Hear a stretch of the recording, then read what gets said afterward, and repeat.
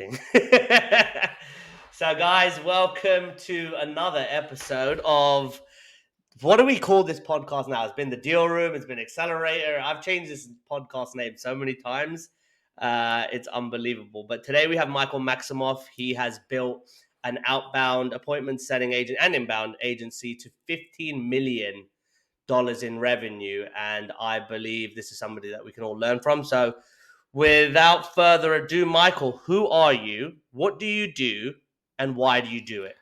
Shane, first off, thanks for having me. Very excited to have this interview with you and to be part of the small group of guests that you've got on this show that are on the front line of the innovation and marketing. So, and I'm happy being the group.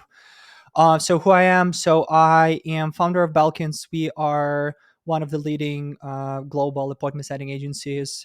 We have north of 300 people on board. We are supporting several hundred ongoing clients as we speak in real time. And we've been doing this less than 7 years. We've been growing, doubling every year. While building the agency, I didn't raise any capital, so everything is bootstrapped. This is my first business. And while doing this, whatever profits we had, we reinvested in building our proprietary tech. So we've had development team from the day one, and now we have several proprietary products. One of them is Folderly. We also bootstrapped it. It's a email solution platform. So essentially, what product does it helps to bypass spam filters and place cold emails in the inbox. And we've bootstrapped it to also several $1 million business right now with the team also bootstrapping. And currently I'm spinning off some agencies and I have some other projects going on. But yeah, as you see, I look like I'm north of 40, but I'm actually 25, so I just worked a lot. Wow, wow, wow, wow, wow. Let's just run that back, okay? You're an agency, appointment setting agency, global, several Yeah. hundred clients is Yeah. outstanding. 300 or so plus people on board. Incredible. I don't know how the hell you manage that. How many people are in management? Right. So that's a good question. So we have C-suite. So we have CFO, we have COO, we have CTO, and we have CHRO.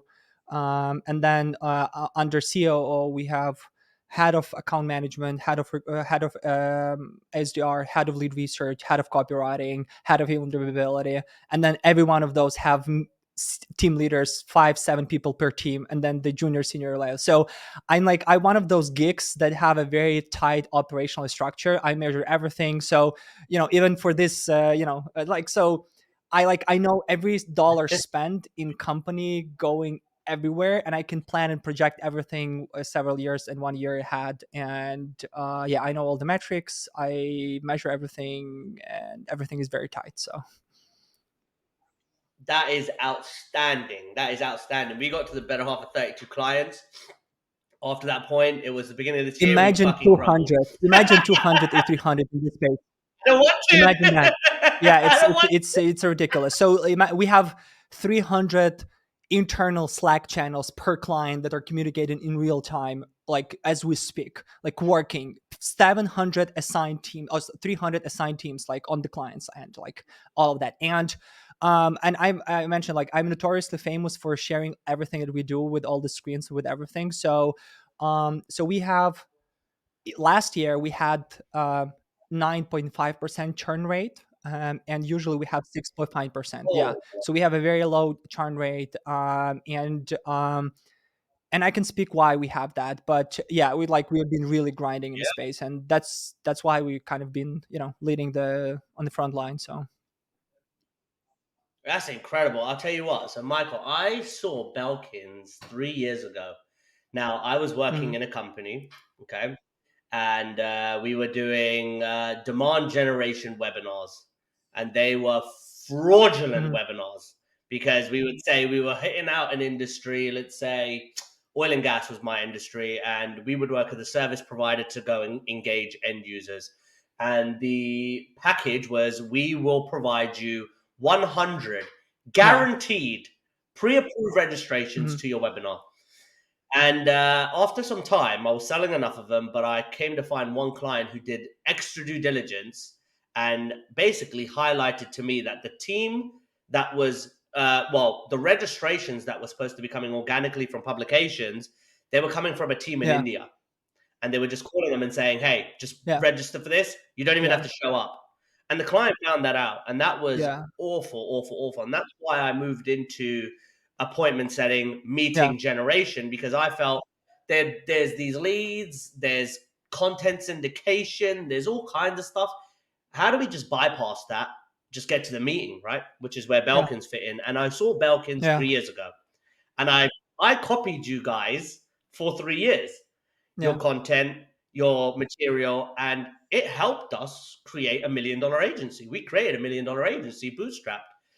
But the longevity of it, I didn't see Yeah. the longevity. And because of churn and difficult clients, I saw a Yeah. different path for me. So on the point Yeah. of churn, we're going to cover a number of things, but how were you able to keep churn so low in Yeah. such a high churn Yeah. type of model? So I think it goes down to three things. So first, we have a very ridiculously difficult sales process, and our sales execs, they have this. So we have several layers of scoring. So we have the first is a deal scoring on the BDR side. So BDRs can provide our SCs the appointments with potential clients that we have high chance to deliver. So if there's certain like chance that we can deliver, we don't even onboard them. So it helps us really to filter out the clients that there's no way we can deliver, and that might be different. Like for example, team location, budget, their digital footprints, their industry. You know, everyone listening to this probably know that generating appointments for management consulting is 10 times more difficult than in healthcare or in a or like Yeah, cybersecurity versus versus SaaS.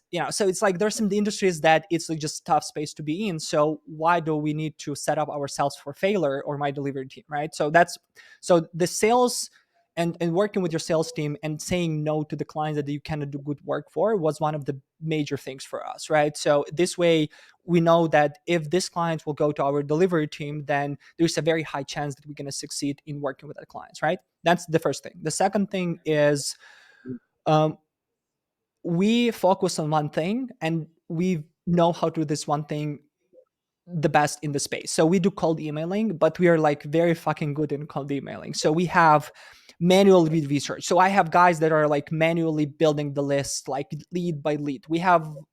So I can generate between 5 to 10 appointments of the list of 500 names like that, because like every lead is like verified, and like we know that okay, this is the company that would buy my product, and I went to their website, I went to their social, I know that this guy still works for that company, I have some personalization points. So we were able to personalize our outreach before the AI and before this mass personalization. So we were able to build that yeah, function. Then we've developed Folderly to be able to bypass spam filters to make sure that our emails are delivered at scale. We went down into conversion between lead to into email into appointment, and so that the idea is that we were able to get to a point where we can have several campaigns, but with a nice messaging, nice leads, high deliverability, and our SDR can actually optimize them without making different noises and different sort of like in the left and right. So, and then when you combine that with the good clients that in the high performing industries, then you know that your campaigns have high chance to kind of convert, right? And then the third item is that my team is compensated based on performance. So all of my SDRs, my IEMs, everyone is based on the performance. So they are interested in getting, and they don't have a cap. So it means that the SDR booking more appointments, taking more clients, taking more work can make more money, can be more successful, and all the like everyone have this KPI system. So we have OKR. So I built the few. So yeah. essentially, what it does, it helps me to have my account managers committed to churn and to upsell, cross sales, to SDR KPI. So we're measuring everything, and then people's compensation based on their KPI. So if my SDR gets 120 KPI percentage of KPI per client per month, they're getting more. Sorry, I think. I'm here. I'm here. What's up? Yeah, so I was saying that. Just give me a second. I think. No worries. Yeah. So I think my camera just died. All right. Uh, I yeah. can Okay. see you. Right. So that's sort of like the idea, right? So having a sales process that will enable you to get the clients that you have the higher chance to succeed. Having a very niche, very narrow framework based offering where you can do very good at, and you can get down to all the conversions and sort of like optimize it.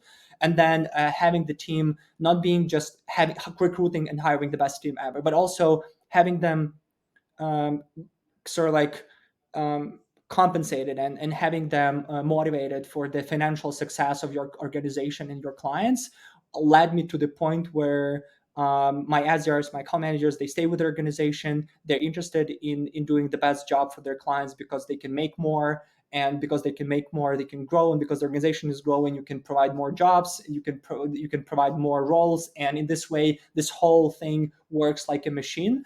Obviously, if one of the items in the list is not working, for example, like we start generating more clients that we can be successful with, then it means that there will be a toll on my delivery team. It means that people will not be happy. They will be charting. It means that I will be need to spending more time,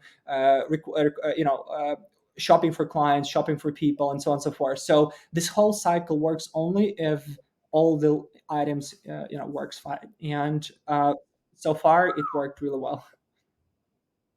Mate, that's a lot of what do you do? I even didn't start it. That's fucking incredible. So the last piece of that is why appointment setting? It's a good question. Honestly, I think there are some entrepreneurs listening to this. They have this romantic story of like, oh, I have this mission to change whatever. For me, it was very simple. I was laid off from my work. I was laid off. I was living in Kiev, Ukraine back then. I didn't have a lot of savings. I was like 22 or 23 years old. Um, I thought that no one gonna hire me because of my lack of experience and lack of knowledge, but I knew how to sell. I knew sort of like how the SDR works. I worked as like a sales and slash email marketing rep, and my friend he worked at this company Science with my best Okay. friend worked, and he raced through the ranks. So he raced through like SDR, captain, team lead. Like he raced through the ranks. And when he was explaining to me business model and how the management of that company wasn't doing a good job like leading the team, I was always like, hey, like I know the space, I understand the business model, and I would wanted to try. I was like, hey, maybe I can do a better job being the better manager, creating the better story. So basically, what I did, we find a few projects on the freelance, and then I have the thing. I thought like, hey,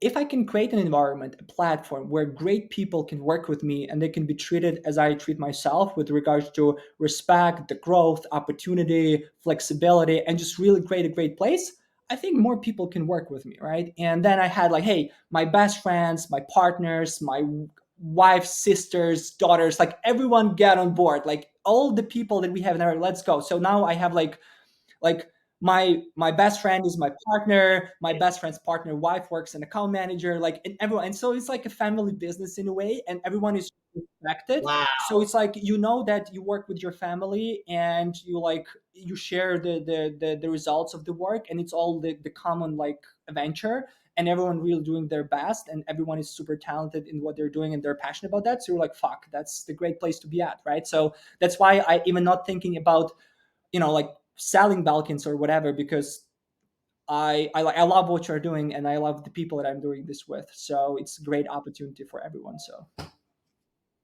That is absolutely. I really, really, really wish I could build a company with my family, but my family, as my mom and dad, are very good. My brother and sister, they're all right. They're doing their own thing. But in terms of extended family, cousins, aunts, and uncles, I wish I had a family that had the same type of drive, camaraderie, and just a vision to say, "Yeah, yeah. let's do it.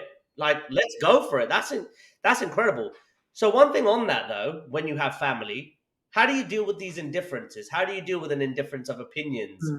when Yeah. you feel some way and let's say Vlad feels Yeah. another way? Or Yeah. how do you guys deal with those conflicts if That's a there are great any? question, Shane. So I'm a huge believer of the concept serving leader. So you should always feel like you're the number two. You shouldn't be always looking to be the number one. So as I have my partner Vlad, who from the beginning has 51% of the company and I have 49% of the company, I am the number two. So it means that we decided that I would be behind him, supporting him, leading him.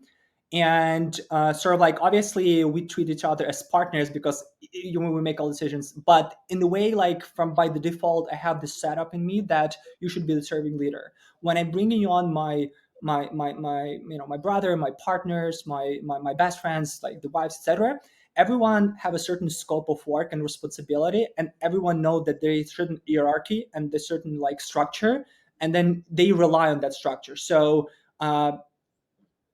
everyone knows that everyone doing the best work ever, but having that clear boundaries of like, okay, this is the structure. Like I was the first one here, I took the most responsibility, so so now sort of like we make these decisions together, but obviously if shit goes hit the fan, then I will be responsible for things, right? So having that kind of clear boundaries, clear responsibilities, clear scope of work, but also having the honest feedback and honest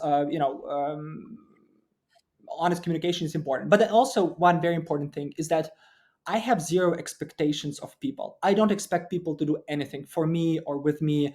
Like people do what they want, what they believe in, but I shouldn't expect someone. So if, for example, my brother fails, I wouldn't expect him to succeed. So I will support him in his failure because like his failure doesn't impact me. Like he and other people like and I'm like we want to all succeed. But if anyone fails, that's life, right? So I don't expect them sort of like, oh, you need to be always on your A game all the time, every day, etc. And if you don't meet my expectations, then we are not whatever, like communicate or talking, right? It's not like that. Like I don't expect anyone. I have this feeling that I expect the best of people all the time. And if someone drops the ball, then, well, they drop the ball, right? I can drop the ball. But so that's why having communication like that helps a lot with like dealing with. So honestly, like all the 7 years, I had zero arguments with anyone from like family, best friends, no one. Like we don't argue.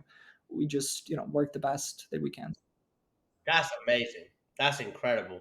That's incredible. So one thing that's always interesting when we do this is the founder, CEO, or the co-founder that is on the other side of the screen has an opportunity to show in real time what Folderly or Belkins is really doing on the market. So we've got a screen share button. Are you okay to go through a 1 minute screen share? Show us what's cooking I, under I the can hood. I can show you a few things. Yeah, Yeah, you do it. want? Let's go. Let's. You got one But minute. But I'm gonna I put the have timer on Yeah, but now. I'll show you something about Belkins, but I don't want to share like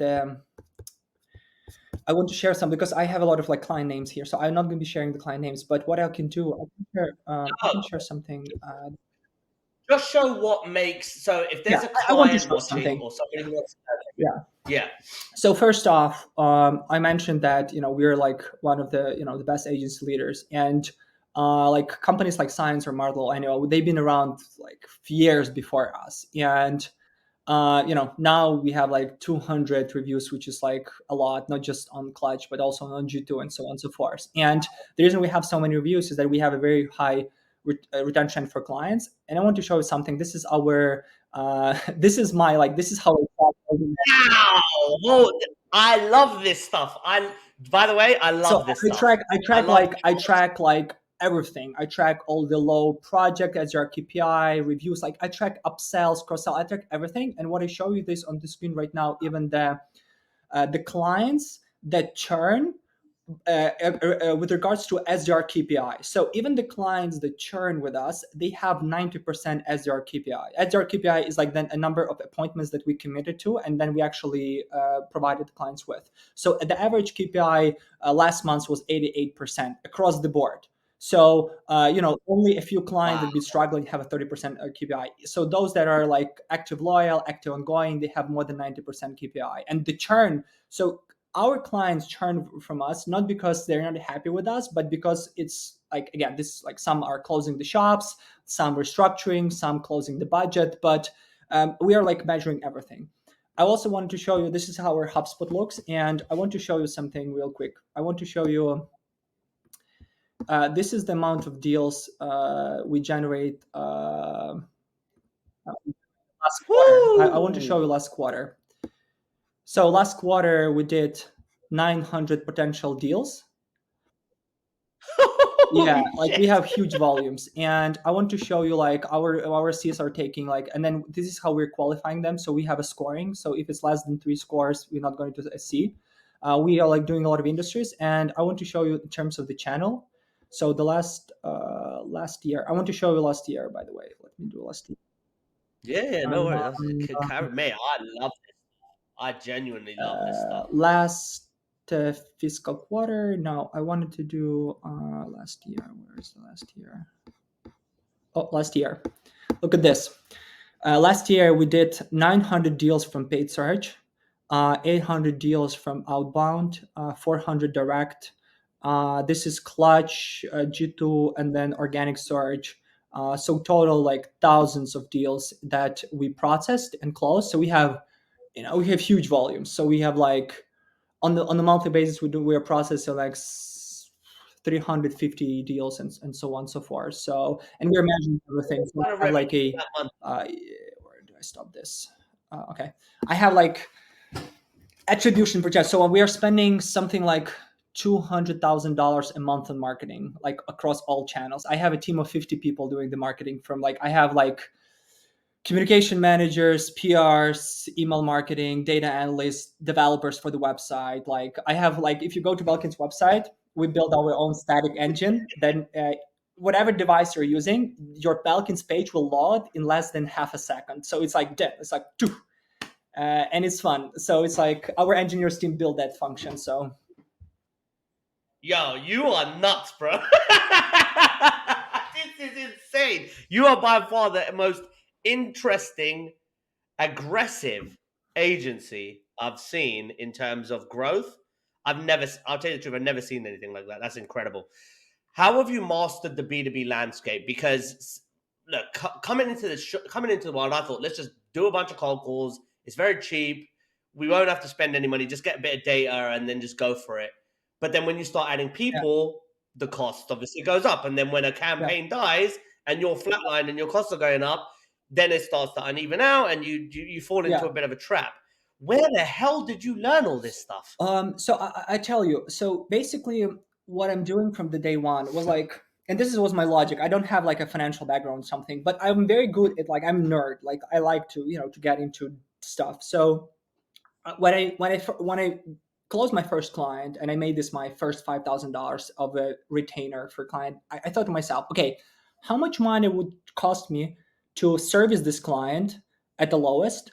Then how much money would cost me to acquire another client, and then how much money are left? So I always track this cost of service, customer acquisition, admin costs, tool costs, all that, and I had the percentage. So now when I have a client, let's say that pays me, let's say $6,000 or $7,000. Like I have a percentage cost of service, so I know like, okay, my SDR's taking X percent, my account manager is taking X percent. So right now I got my costs down to 40% of the fees that clients are making.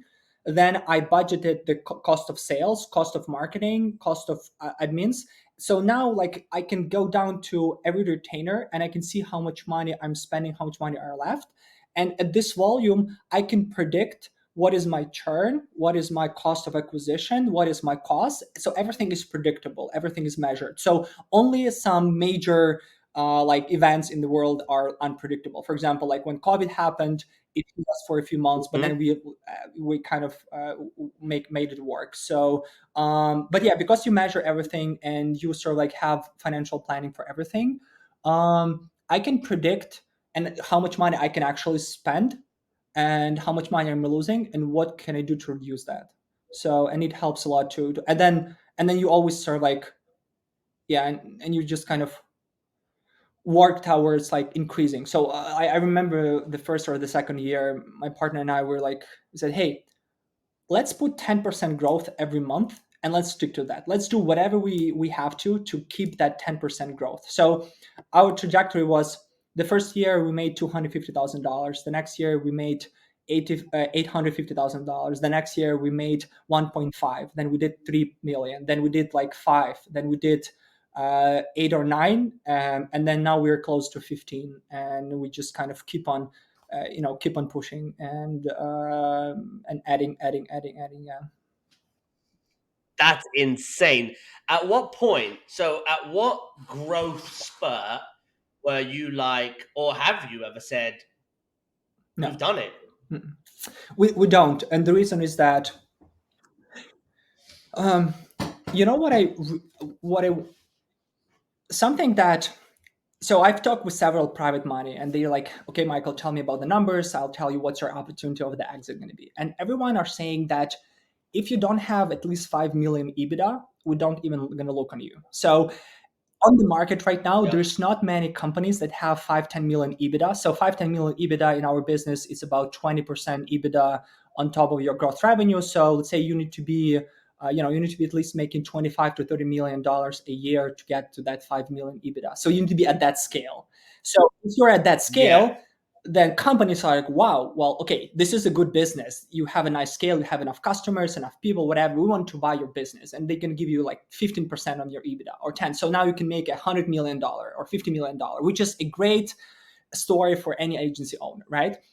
So there are two reasons why there's not many companies like this in the space. The first reason, and you pointed out very correctly, when you go to a very bigger scale, the operation is a nightmare. Like churn, acquisition, you just numbers don't make Yep. sense. And honestly, like our numbers are not as good as I hoped for. So at our scale, numbers start being not made. So as you said, like the churn sometimes is higher, the acquisition is lower, and now you're getting at like minus $100,000, minus $200,000, and it's a lot of like scale. Yep. So we are still figuring out the way Yep. how we can continue scaling with optimizing our LTV, optimizing our costs, to making sure that this metrics make sense. That's why we start creating additional agencies, additional products to package that as a like a more rounded offer, right? So there are two agencies. There are some agencies like Science who went to a bigger scale, but they decided to pivot because their metrics didn't make sense. So they went into product. So now they're a product company, not a service company. What's happening in the market right now? There's a lot of smaller players, like agencies that are between 1 to 3 million a year, and there are only a few that are bigger. So what I'm trying to achieve is I'm trying through my personal example and through my connections and through sharing and collaborating with agencies to partner up with several agencies like us, complementary to Belkins, maybe competitive in a way to Belkins, but growing together to creating that bigger company that and sort of uniting the Yeah. space, right? Because honestly, something that I'm very frustrated personally is that you're spending money on ads, I'm spending money on ads. Why the hell we need to pay Google for the same ads that like I'm not closing all my deals. So I'm generating, let's say, 500 deals last month, but I'm closing only 5 to 10% of them. What's happening with the 90% that I'm not closing? They're shopping out with someone else. Why do you need to spend Yep. the same? You need to spend the money on the ads if I can give you some of those leads and say, hey, I didn't close them. Maybe you can close them, So Yeah. that's the idea. And, Yeah, and that's why I'm doing the newsletter. I'm sharing exactly what Belkins is doing. That's why I'm sharing the screen. I wanted to empower other agencies that okay, we can be bigger. It's hard, but let's kind of unite our brains and heads and to get to the point where it makes sense so that all of us can have a very nice exit down the road, with like 10, 15 axis and so on and so forth. wow, that looks so where I see the opportunity there, and if a business owner of an agency can be intelligent enough, just like you said, there's a massive wave. So an agency owner needs to be intelligent enough to partner with you and say, just like you said, we're selling to the same ICP, we're spending on the same ads, we're doing the same outreach. Just partner with me. I think what you'll see, Michael, is a lot of people will be intimidated by your size and your growth. So they'll naturally say to themselves, ah, I don't will I be able to fit in with him? Will I be able to work with him? Am I at the right scale? And then I think you just have to have like the right narrative for them. So let's say if there is an ideal size, because I know a ton of agencies watch this. What is the ideal size of agency that should Yeah, partner with you yeah, for yeah. conglomerate I growth? think between 3 to 5 million. I think between 3 to 5 Okay. million. I think that they had to figure out their delivery already, their like client service, and I think they need to be complementary to Belkin. So, for example, like we're doing cold email appointment setting to mid-size, right? Like let's say you can do cold calling or omni-channel or LinkedIn outreach for mid-size or small or enterprise, or you're doing completely outsourcing, something that you won't be as intimidated because you know that you're not as good as cold emailing and we don't have the cold calling function, for example. So that's why it can be a complementation of some kind, or in terms of the service or product or ICP or something like that. Plus, let's say when we're generating leads, not all of them are mid-size. So a lot of them are small business, a lot of them are enterprise, right? And we can be complementary. But you were very Right. right of saying that some of them are intimidating, and that's why, like with my newsletter, I'm showing that, hey guys, like honestly, it's not about what you know; it's about how you execute. Like can share you everything that I Yes. know that I do, but try do that every day operationally several years in a row. You will like, it's very exhausting, and it's also about the people. Not It I was lucky to bring on early on some of the greatest people to work with me, and but it's hard because I again it's a lot of energy that you building relationship and a lot of humbleness to be able to be the number two and sort of like putting people's interest in front of you and not chasing like the as you said, like let's say we generate 500 deals a month, and why we're closing only like 5% or 7%, because we tell no to a lot of customers. But it's so easy to tell you yes, right. right, Shane? It's like so easy to say, hey, I can guarantee you 25, 40 appointments, let's do that. A lot of customers say, yeah, let's go, and And I you fail fail quickly, quickly. and that's going to be not a very sustainable model. And so what I'm doing, I'm building a sustainable business that, and all those things that I showed you, I'm building the business that is self-sustainable, self-operational. So while I'm talking to you, I'm not working with clients, I'm not closing deals, I'm not doing anything. Like the company is self-sustainable. What I'm doing, I'm working to strategically grow the business, but I'm growing that in a way that if I need to have someone operationally running my business, they will have access to all everything, so they don't need to set up anything. So it's self-sustainable. So So one thing I'm writing down here is I think I actually inquired about how the appointments are set in a lot of companies, all right? And some companies, I think it was Sopra, I believe it was, they basically do a yeah, bunch of outreach, ask, are you interested in taking a meeting? And then the client says yes. And what they do is then they say, hey, client X said they're happy to take a meeting. Do you want it? And then they reveal the name and give it to them. And then it's for them to set it up. I made the mistake of saying, I will, because I knew that this was the differentiator. I said, you don't pay till after the meeting takes yeah, place. that's And that fucked me royally because the meeting kept getting pushed yeah, back and back and back. So, how far are you taking when an yeah, appointment setting agency says we set appointments? How far do you take yeah. that appointment? So the way it works for us is we we can estimate based on your ICP and based on your product or service how many appointments we can generate and what would be cost per appointment. So let's say you give us a budget of $5,000, and then you have a, let's say, let's give you an example. Let's say you are in SaaS, and you are a, let's say, Folderly. Like I know Folderly numbers, so let's say Folderly. It's a SaaS platform. ACV is $1,500. Contracts are 6 to 12 months, and they're looking for any B2B service or product company that have a sales team of 15 to 20 people, right? We can predict that cost per appointment for Folderly would be something like $600 to $700 per appointment, right? Their close rate would be something like 10%. So it means that they would be spending something like $6,000 to acquire a client with us, and then they would need 3 4 months to make up on for the money they spent acquisition, right? And then the Folderly would say, you know what, makes sense. So now the question is, okay, so if we need to get them 10 appointments at $600 per appointment for $6,000, what do we require? So we were able to get this math down to cost per appointment. And then I know that for me to get those 10 appointments booked, I would need 750 leads. I would need, let's say, this many mailboxes, this many campaigns, this many XXX to be able to get to that point. Because I'm estimating that during their sales journey, what's happening next is in the contract, we're putting the ramp up and we're putting how many appointments we can actually deliver. So I can put you say, okay, Shane, the first months we're doing 5 appointments, then 8, then 10. Total, we're doing 25. Then you pay us, say, 20 grand or 15 grand for those 25 appointments at X per appointment.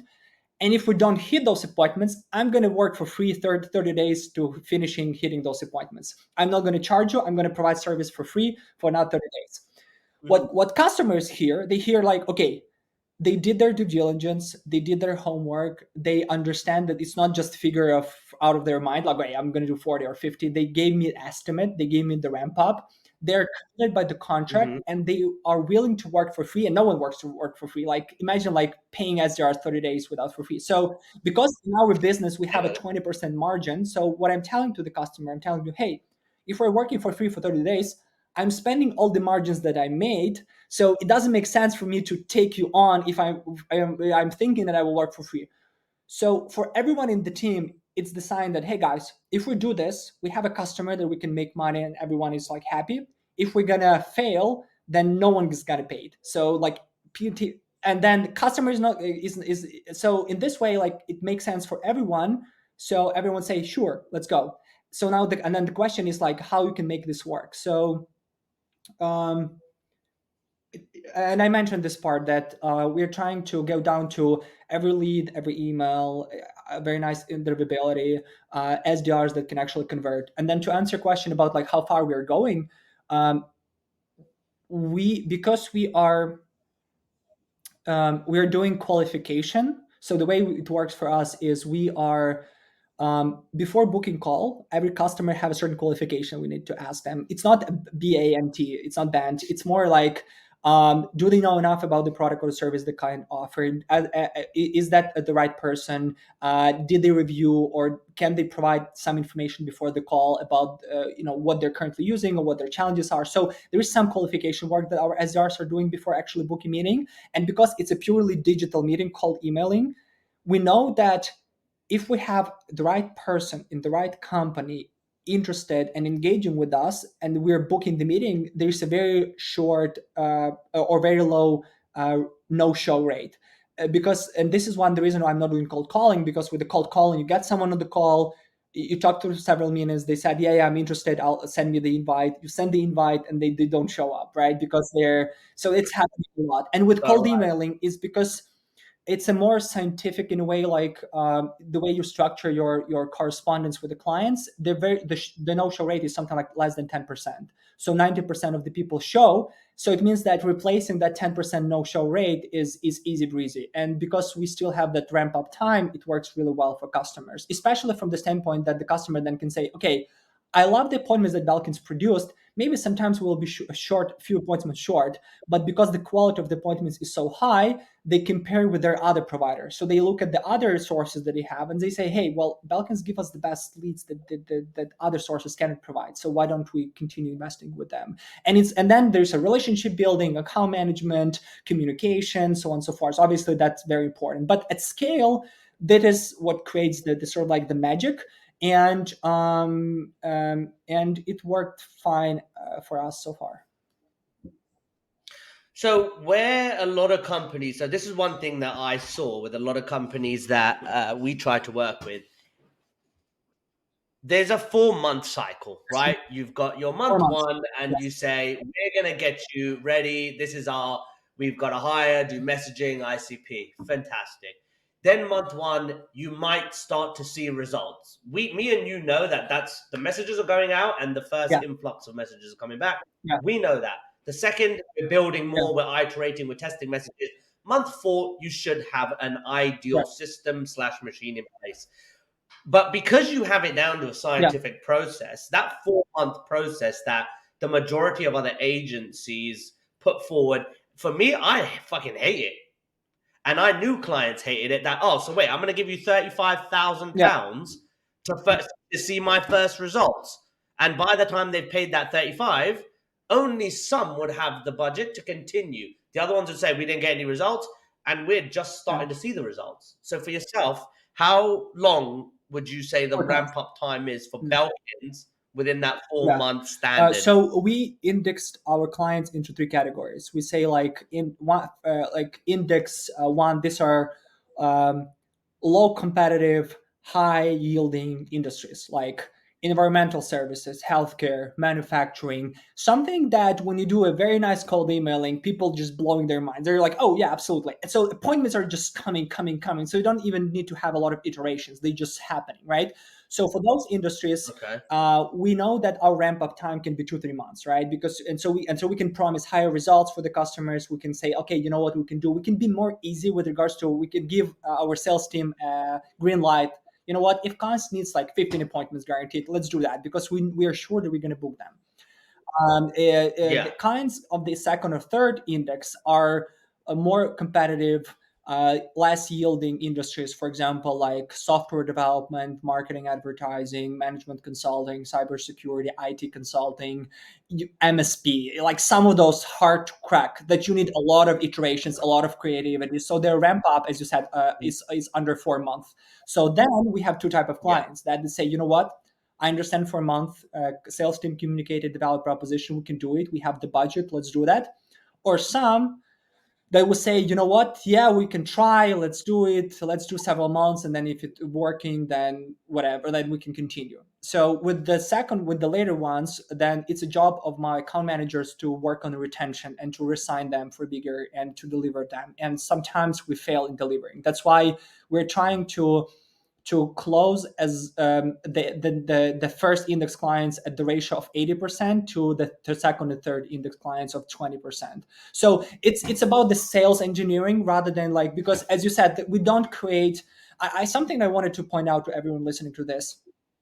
I don't think that in appointment setting exists a magic pillow, a company or a provider that Nothing. have Yep. this amazing framework that works best for everyone. They're yielding 100 appointments. This is insane. This doesn't exist. Like all of us are doing Exactly. pretty much very similar work with the similar tools, with the similar approaches, and all of us are smart and talented people that are doing this. So if you go with one or the second company, only, and this is I tell also everyone say like honestly, like I wouldn't say that we are better than everyone else on the market. I think that on average, our SDR might be better. So when you look at all the clients that we work with, sometimes you can work with, let's say, with any other agency, let's say science, and you might have a great performance because their SDR is great because it's based on the person that works with you. Yep. So sometimes some people drop the ball. Like honestly, like sometimes clients send me an email, say, "Hey, Michael, like look at this. Is that the way the best appointment setting agency handle the responses?" And I look at the responses like, "Oh my god, who did this?" And and then I go back and I say, guys, what is this? And then everyone is like, yeah, but then she has a certain problem with her personal life, her grandma died or something like that. And I'm sorry for that. But sometimes people drop the ball, right? Like, and we cannot predict that. Yeah. And if Belkin starts dropping more balls than average, then we would have a higher chance. So what I'm trying to do is I'm trying to maximize the chances of success for everyone in the company, but we're doing pretty much the same that any other companies are doing. So it's just more than like working with people and different. Yeah, I think. Yeah, I think. Look, in terms of you having every, I know the key to success is your planning. Every single thing you do is in your planning. Now, you have planned your business to take on a select few clients, which is a game changer. That in itself, the discipline you need to do that is incredible. So that I think is one of the major keys to your success. Before we move on to the last piece, right? You said that there's a margin that you add to it if a company isn't yeah, successful in your ability to deliver appointments, it's not because of you. It sometimes right, is the company has yeah, a shit product or they're not ready and they yeah, will never admit it. But what happens then if you don't hit that? You give yeah, them a 4 month period, they pay the 25, yeah, what or 20, and then the 30 days happen and you're still yeah. unsuccessful. What do you then tell a client after that? So I don't get I don't have the exact messaging just because I didn't do that for a while now. Like I didn't work with the client for like 3-4 years now, and so I like at some point in Perfect. time That's we the just best answer. lost touch with all the teams doing the better job that I was doing. But the way it usually works for us is when we don't deliver, clients expect us to provide or to reflect on the campaign to say why it didn't work and what can be done differently to make it work, right? So they expect us to provide some insight into what can be done better, right? And not to put fingers like, okay, this or that, but really look at the conversions, analytics, stats, what went, what worked, what didn't work, and then provide a certain to-do list of like, okay, who and how we can do it better and to work at home. So this is usually what my team is doing. And I showed you the, I showed you the dashboard. So we don't have as many customers, not as many customers that we don't hit the 100%. But sometimes having that, something that, uh, and this is off topic, but I think it's going to be very interesting for the people.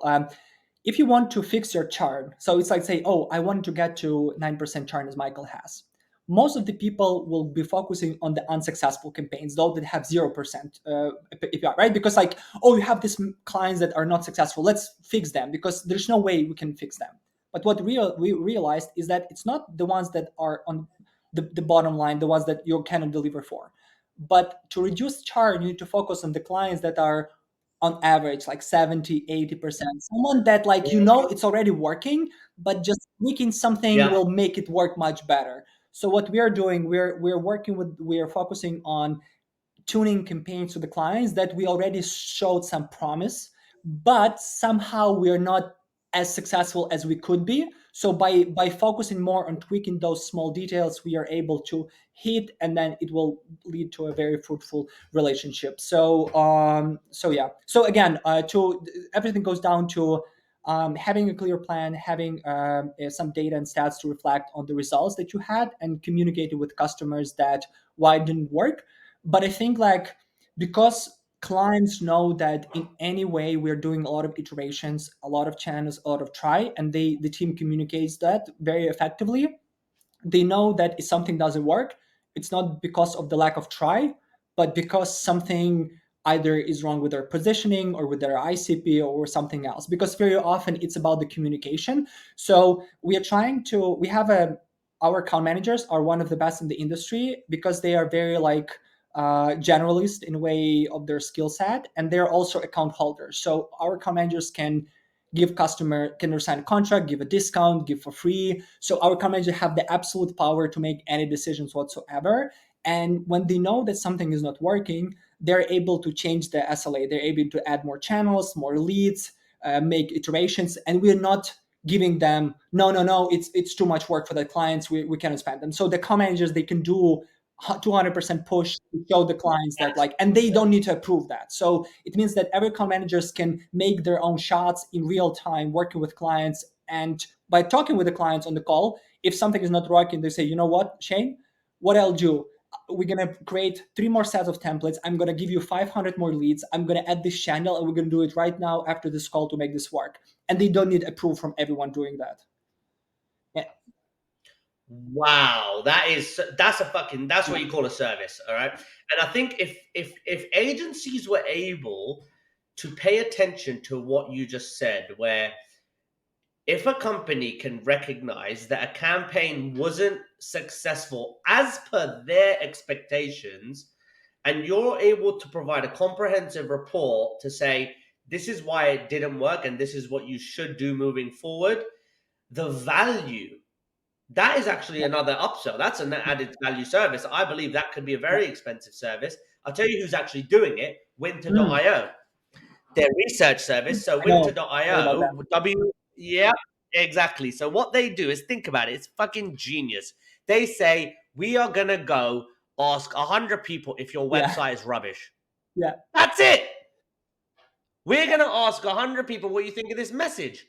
Mate, I said, Yeah. what the fuck? People are selling this, and they're serious company. They've got a crazy setup. But just like you said, people need to understand the importance of Yeah. testing, Oh my iterating, God. mistakes, so they can Yeah. pivot. And I don't think they realize enough how much benefit is Yeah. in those mistakes. I'll give you a reason why, right? 3 years, I made mistakes, successes throughout this business. I rebuilt my business this year in Yeah. 3 months.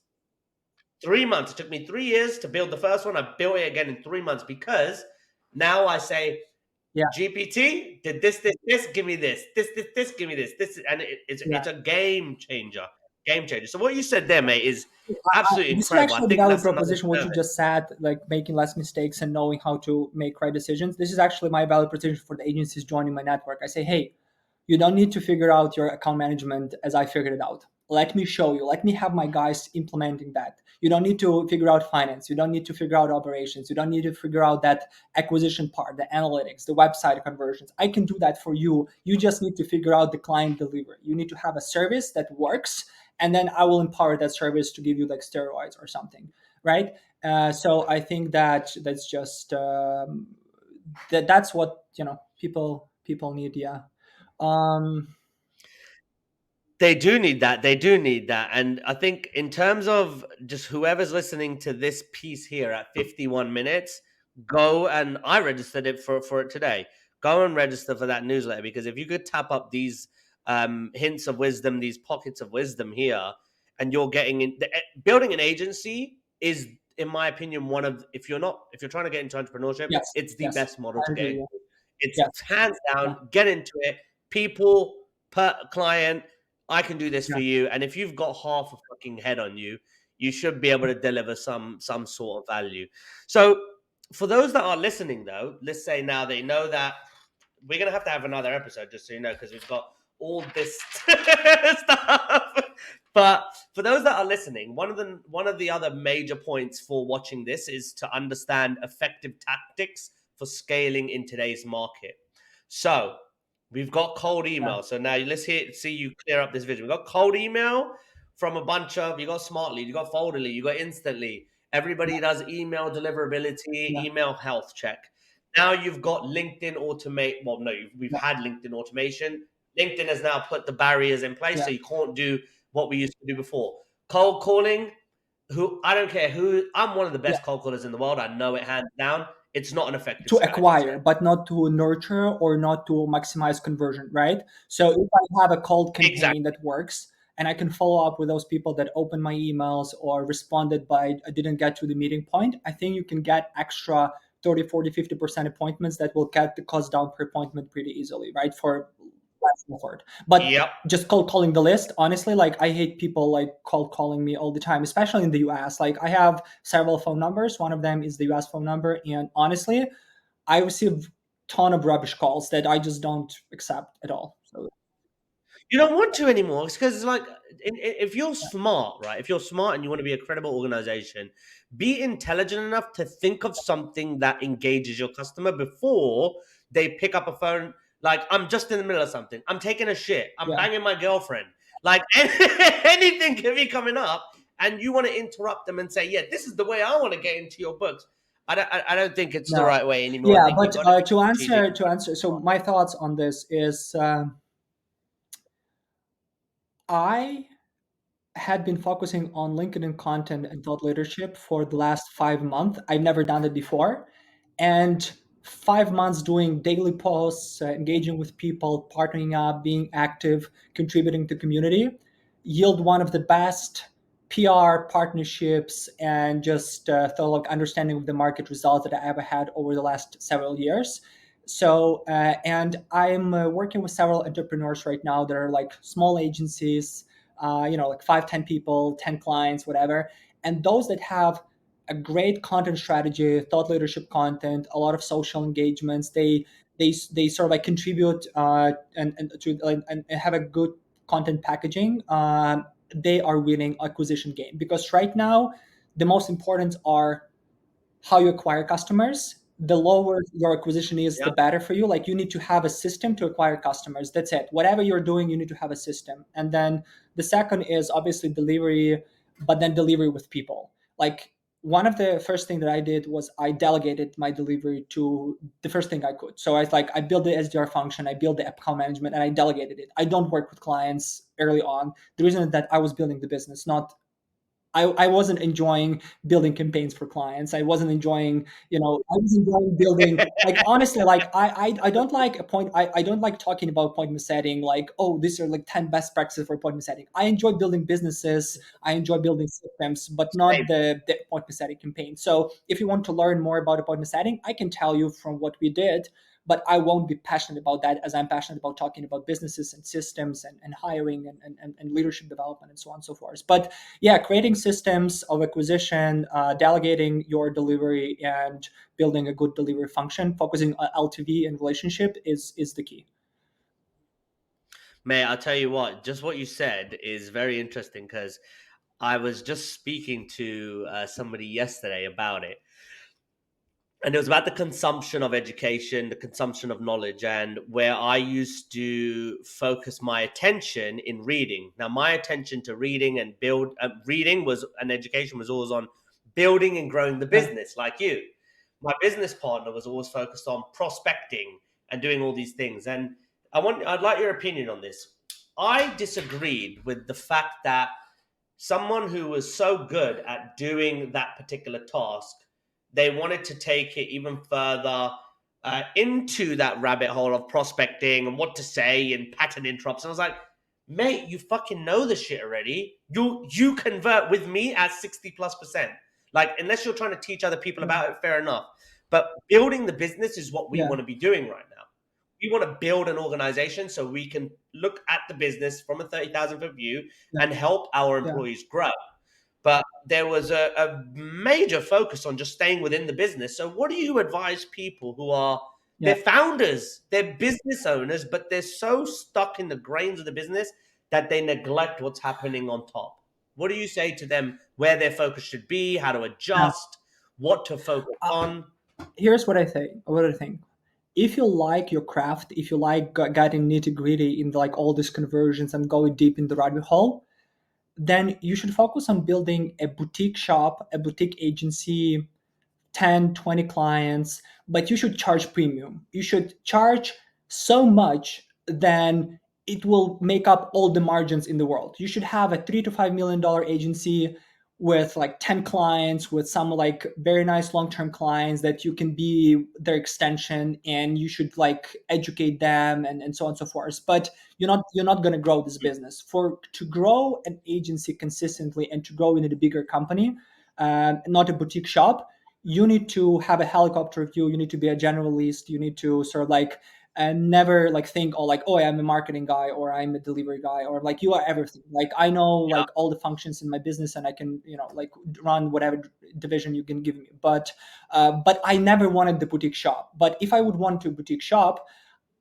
I think like the problem that a lot of founders have, they are so concerned about they would like to be a nitty gritty in that boutique space, but they don't charge premium enough, so they don't make enough money, so they are not as fulfilled and happy as they are.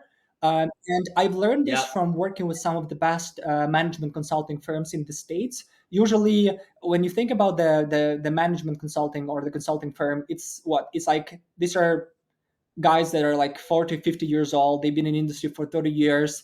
They charge like $500,000, $1 million per contract.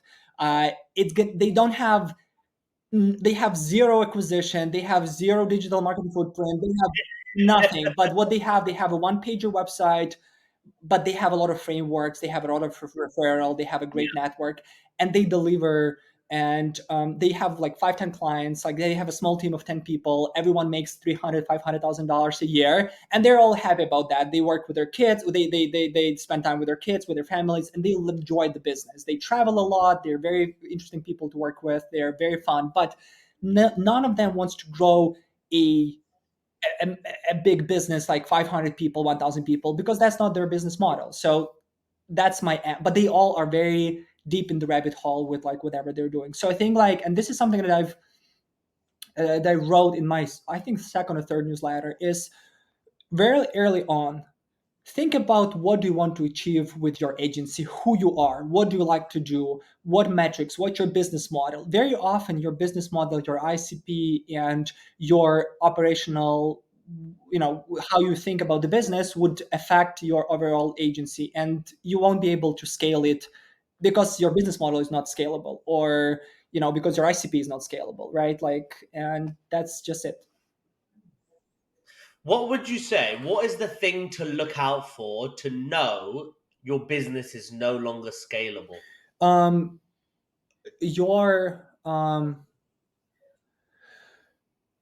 so I think your cost of service should be less than 30-40%. If you have your cost of service is higher than that, then it's hard to scale, because it will take you like at scale, when you're scaling it, growing it, your acquisitions start being between 10 to 30%. So when you're small enough, you can make like a referral channel, word of mouth, some clients work, etc. So your acquisition is small, but when you're growing it, you should invest a lot of acquisition. That's why many companies are raising capital, because they need to fuel, like for example, like Apollo raised 100 million Series D or something, not because they need to build the product. Like, how many engineers do you need to for the 100 million? They want to push for marketing, they want to push for acquisition, they want to Yeah. go out there, and the same you need to go in your agency. So Yep. you need to consistently invest into marketing, and for that you need to save money on cost of service. So your cost of service should be between to 30 to 40%. Your business model should make sense for you to make enough revenue to invest at least 20% on marketing, or 25% marketing plus sales. And in this way, if you consistently do that, then it can make work. Plus your tenure in the company should be about 2-3 years. So if, as you said, like if you have a company culture where your SDRs are not staying long, and you're losing a lot of people, you won't be able to build up the experienced talent. So in our business, it's very important to keep people happy in the company, because for every SDR that you lost, you're losing so much effort, so much experience that they have, like so much. So losing one SDRs costs like five new SDRs, something like that. So we're trying to retain as many people as we can, offering different options for people, creating different gamifications like junior, senior SDR, middle SDRs, team leader, QAs. Like, we're trying to keep as much brain in the company as we can, because losing every person in the company is like, especially on that front line, like senior SDRs, team leaders, management.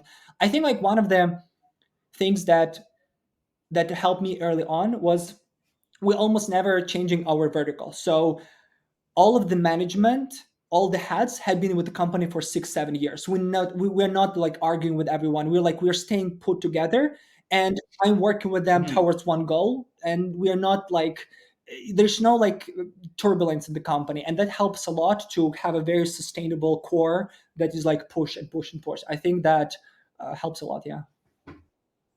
Mate, that's insane. I'll tell you what, the gamification piece that you mentioned, that was a game changer. So when we reached, it sounds very, very again intimidating and funny, say comparing it to your 300, but when we reached 6 or 7 people, Yeah. we started to put the gamification in place.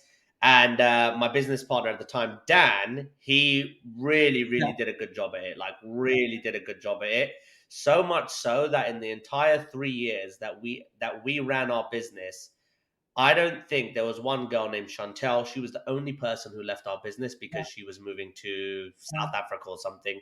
Nobody else in the entire history, about 15, 20 people of the company, Yeah. never left Yeah. openly. We had to Yeah. tell them to go because either they weren't Yeah. performing or whatever, which was really, Yeah. really interesting. But Something that just I'm to on this point, for people listening to this, if you're small enough, let's say up to 50 people, what I did was I created individual salary spreadsheet for every person in the company, with their like with the calendar when they join the company, with their base, with their bonuses, and I gamified their commission. So I said like, okay, if you like complete your KPI 100%, you take this percentage. If you over complete this percentage, and I made them fill out their individual spreadsheets themselves every month. So people were accountable for what they're making every month. And because That's they great. visually saw how much money they're making and what they need to do to make more, they always were motivated, like, oh, okay, so I did this month and I made $200 more or $500 more. Whoa, so next month I wanted to hit $1,000 more. So because they said that, so we are very simple beings. So if I see it, if I if I calculate it, if I sort of like are accountable for this, then it means that I want to do better. I'm like hungry for more. And it helped me a lot to just, people seeing that the sky is the limit, that they can do better, and they can, they can perform better, they can do better. And basically had those individual spreadsheets to up to the point. I think I still have those for a lot of departments. Yeah. So That's incredible. But that is look, people do not come into sales to be part of a team. There's an element of it, but they come into yeah. sales to make money. Anybody who knows sales, the word sales is typically for money. I met a homeless guy today, and I walked by him and he looked very lonely. And just today was one of those days I thought, let me keep somebody company, right? So I went and spoke to him, and he spoke fantastic. Beautiful. I was like, what the fuck are you doing on the street, bro? And he was like, I've got mental Mhm. issues and all this stuff. They won't help me. And I just thought, mate, like you could be out of this in no time. Get into sales, get any job in sales, Yeah. whatever you can do. And it that was where I realized some people just can't be helped because it came up. Then the Yeah. excuses Mhm. started coming up. Yeah, but I can't do this. But the workforce is the devil and all this stuff. I'm like, all right, I can't Yeah. really help you. No, I agree So with you, and I think that it's definitely a mental thing. I think that um, honestly, like in sports or any other, there should be a certain number of coincidences or certain number of factors that every person should have individual qualities, characteristics, something to make it work. And it can be so different. So it's yeah, like, I'm Ukrainian. I was brought up in the notion that it's a third world country. You cannot do anything. So I always have that mental thing that I need to tell everyone that I am better, that I can do it, that I can compete, that whatever I'm born doesn't give or doesn't dictate who I dictate. am or what Yeah, I can do. And that's actually the reason why we exactly. started cold emailing, why we didn't do cold calling. Because every time I talk with the client on the phone, they tell you, Michael, where are you from? What's that accent? Like, so you're telling me that you guys can deliver qualified appointments in the US for the US companies being fucking Ukrainians? Is that for real? Can you do that? And I was like, yes. Mhm. How? Well, because accent doesn't matter because we're not doing calling. Okay, tell me more. But the question is that I wanted to make it work, but I wanted to make it work so much that was my motto. I didn't take sick days, I didn't take vacations, I don't have kids, I don't have family. I'm working 10, 12 hours every day for the last 7 years to make this work, to be able to get it done, right? And to compete, to win it. And whatever is happening, COVID, war, I don't care. I will get it done. So I like, if you want to Yeah, compete against love me, that. you better be able to train as hard as I am. So like, so it's like, let's go. So it's like, I fucking love that. I love that, mate. That's what it is about. Same for me. I'll tell you the truth, right? So this year I went through a separate. In 2020 we started the business. Fucking catapulted. Like in yeah, terms of drive, I haven't been sick in 2.5, 3 years. The drive I had for that business in the first year, September. It was September 2021. My daughter was going to be born in December. I generated £300,000 in sales revenue in oh, 6 weeks, just yeah, to make sure my daughter came in and yeah, daddy was the yeah, fucking man. Right? My business partner, he had a baby the second year. We were oh, broke. And I said, yeah, bro, that's not the right yeah, attitude that you yeah, want, right?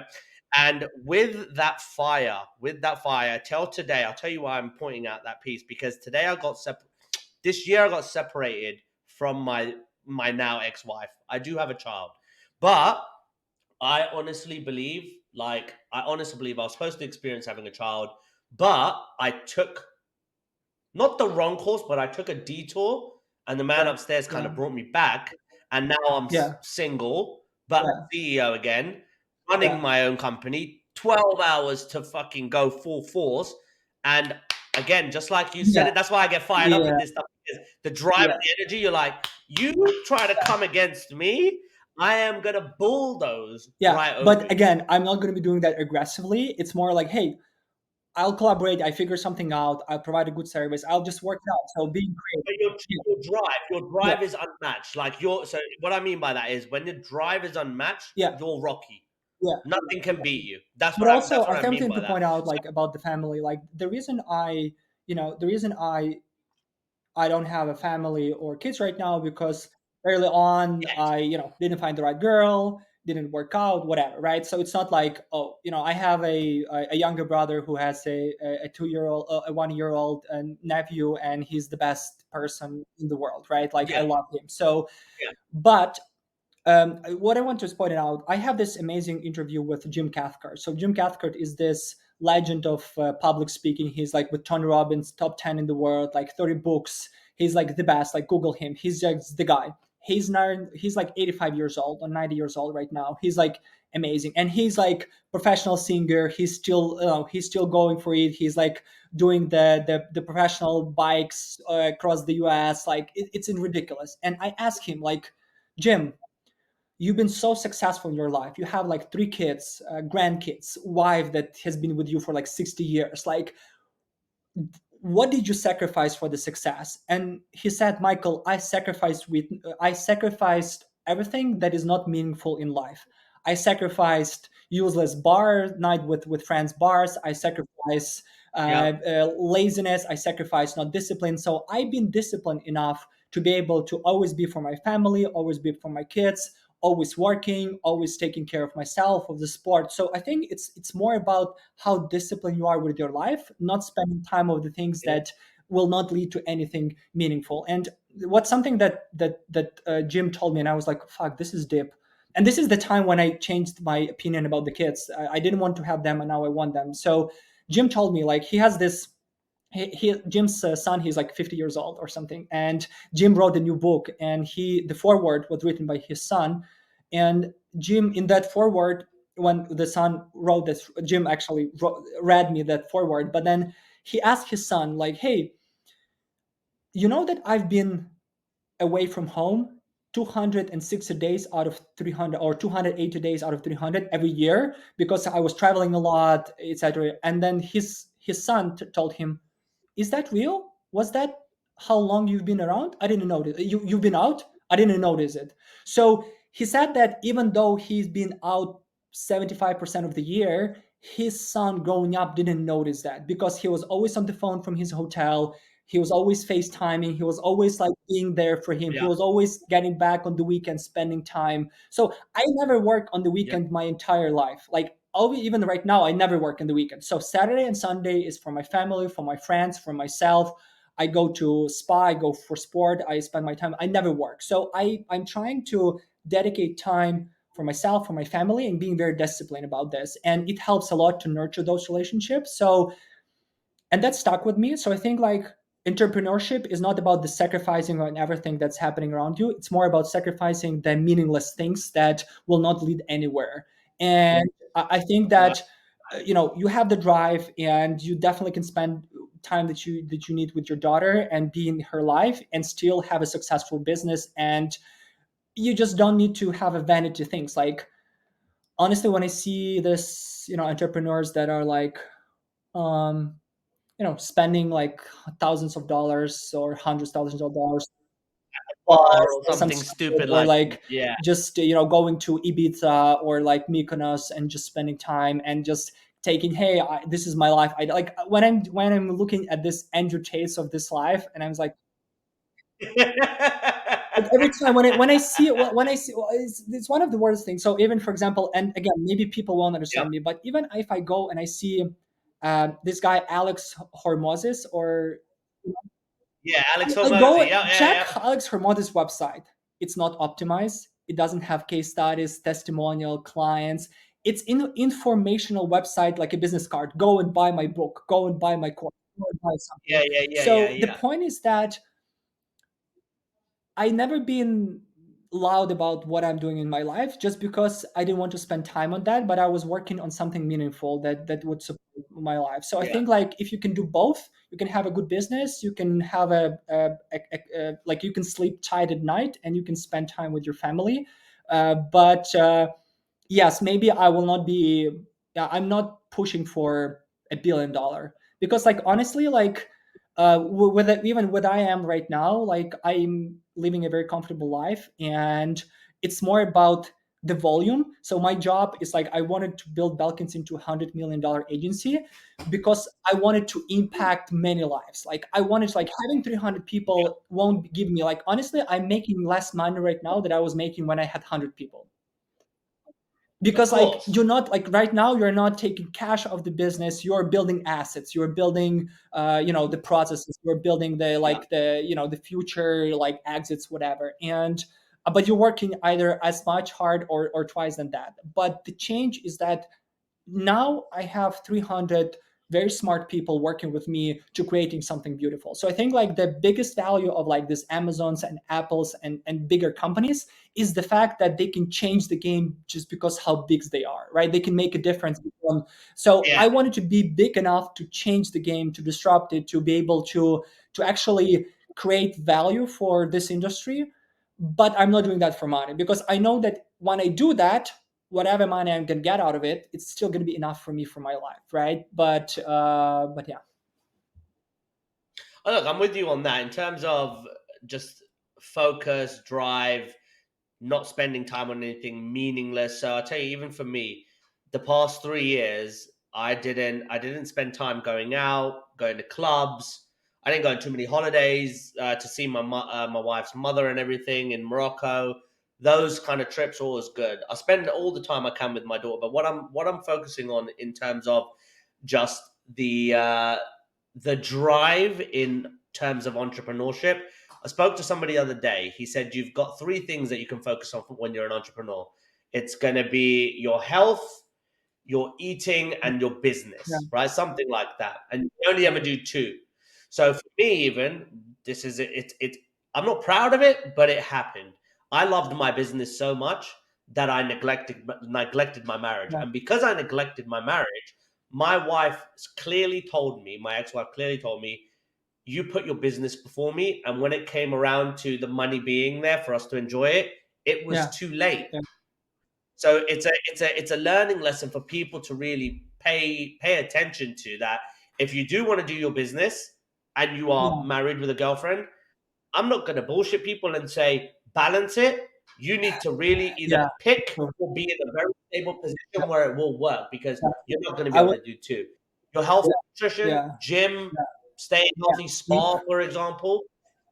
If you Yeah. don't do that, the other people will get it, but you No, will I suffer. agree And with I you. ended up I suffering from. actually, I was dating my ex girlfriend for like 5 years. We were living together, and that was the first 5 years of Balkans. And everything that I remember for these 5 years was how I was building the business. I wasn't taking care of myself as much. I wasn't like, but it went to the point where our relationship were so apart that the way I Yep. thought things, I was looking at my reality and what she needed, we were completely two different people. Just because I lost that touch, so that's it. That's the reality, and I can't go back to that, right? Because I was so focused on building the business, building myself, and so on and so forth. So now in my existing relationship, I know that, okay, do I want the same effect, or I wanted something different? I wanted a meaningful relationship. So now I am taking care of the relationship more seriously. I'm spending time. I'm like catering this relationship because I know that I will lose it. But again, now I'm at the point in my business where I can do that because I already done my homework. I already built the system, and the system works for me. So, and again, and I'm 30 years old, right? So like I started this when I was in my early 20s. Now I'm in my early 30s, and I think that I still have 5 years in me. Like I have, like, like in football or in like boxing, like I'm in my prime for another 5 years. That's it. Yeah. Like I will keep that championship belt for like 5 years, Well, like Klitschko, but then I'm done. Like, and you'll take it. So that's why, like, I expect that maybe there will be another underdog coming in for Belkin's belt in the next few years, and I will give a good fight. And if I lose, then my time has came. Right? I don't think we will. We're going to be speaking about some cool stuff this week. So I think, if anything, you'll 100x the business. So for you, mate, the predictions of 2024. Yeah.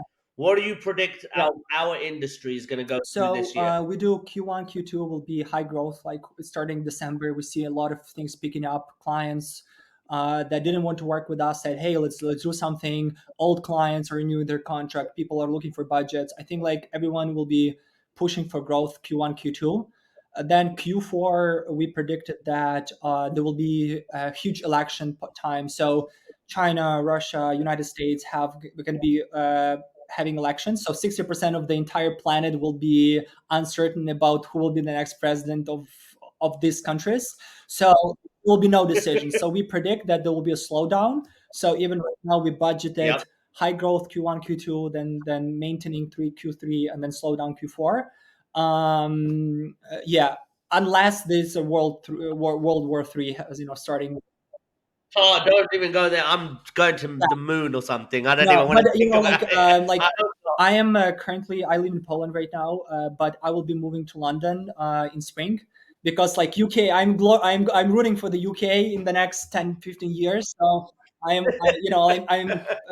betting on my horse. So moving in to support entrepreneurship in the UK and just yeah. Beautiful, beautiful, mate. I'm with you. Like again, this is what I do. Like I got a kick out of building a business, and now my major kick is out of meeting people like yourself, giving them a stage to shine on. And because of the way I've grown up and the things I've gone through, I truly believe I have a great ability to make people Yeah, look yeah, fucking incredible. And that's exactly what I do here. So the last question we ask is no, my God, it is yeah, 2024. Holy shit. It's 2024. It's yeah, January. We are on the 15th. So in 2024, in 2034, sorry, in 2034 at 6:27. What time is it for you? I yeah, think yeah. it's Seven, probably seven. Yeah. 1. All right, 6:27 on the 15th. Walk me through what you're doing right now in 10 years. So I will be with my kids in the living room, reading something, playing whatever. It's going to be either house in the UK somewhere, maybe near the Richmond Park, somewhere like Hey, you know about or Richmond. it's going to be somewhere like in Italy. I don't know, but something quiet. And I will. Until then, I will exit my businesses. I will be teaching. I will probably write a few books, and maybe I'll be doing a podcasting. Maybe doing something else, but maybe another industry. But like I think like for me personally, it's not business for life. I'm giving it 15 or 20 years of my life. I wanted to have a great story for 20 years or 15 years, and I'm done with it. So in 10 years, I'm sure that you will have a book about from zero to agency hero, how Belkins get to 100 million gross revenue, I'm rooting. and just kind of read it and and you will resonate it and say like, oh, I know, like Michael mentioned that when we had this interview, like this exact part. This Yeah, thing This is yeah, exactly why I wrote it down, yeah, brother. So where can people yeah. find you? You're the record holder for longest podcast yet. We're at an hour and 23 minutes, which is game changer. So where can people find out more about Yeah. you, Belkins, Folderly, the newsletter? It'll be in the description below, but to hear it from the horse's mouth, Yeah, where can people so find I you? am not on Instagram. I'm not on TikTok. I'm not on Twitter. I'm rarely posting there. LinkedIn is my platform. I post every day. I do all my copywriting myself. No AI, no nothing. Like I'm actually putting a lot of efforts into my LinkedIn. So I'm doing daily posts. So you can find all the links there. There's a newsletter from zero to agencyhero.com, and my LinkedIn. And yeah, you can write to Michael at Belkins.io. It's like you can put my name and Belkins.io or anyone else, and you find the email, right? So yeah, I'm happy to collaborate with folks. Happy to connect. I'm handling all my socials myself, so I have time for that. So yeah. Um, and Shane, by the way, I just wanted to say kudos to you to the for the program that you're doing, as well as for the great community and the part of the community that you're in with Amir and Cloud Task, and just generally how active you guys are in the space. I think you guys are the first one in 7 years that I love engaging with in this sales outsourcing community where like everyone is getting together, exchanging ideas, exchanging practices, benchmarks, and actually uniting the entire industry into like, hey, all of us can do a great job. We don't need to compete with each other like every day, like cutting throats or something. We're actually like, there's plenty of space together, but let's just be a good run a good business and provide a great service to your customers. So I really appreciate you guys and you personally for doing that. So it's Hey, I appreciate it. It's why I do this. It's the most fulfilling thing I've ever done in my life. yeah. I'll tell you the truth, and I'll tell you where one thing that will align with the predictions of 2024. There's a guy called Greg Eisenberg and Eric Mhm. Torenberg from Late Mhm. Checkout and Torenberg. And what they are speaking about is podcasts being podcast hosts and CEOs collaborating because we're Right. presenting to the same audiences. So just like you said, within Yeah. that partner network, I will definitely be focused on this piece because if you can create 50% of a group Yeah. of people, that is much better than Yeah. 100% of Yeah. nothing. A lot of people need to pay attention to that. So, mate, you hit the nail on the head. We'll do more of these 100%. I love having people like you on this. Next month, I'm sure there'll be more progress. So, All until right. next time, guys, Michael, thank you again. I'll push stop, stay on here for a minute, and then we'll wrap it up just while it loads. So, I'll just push stop.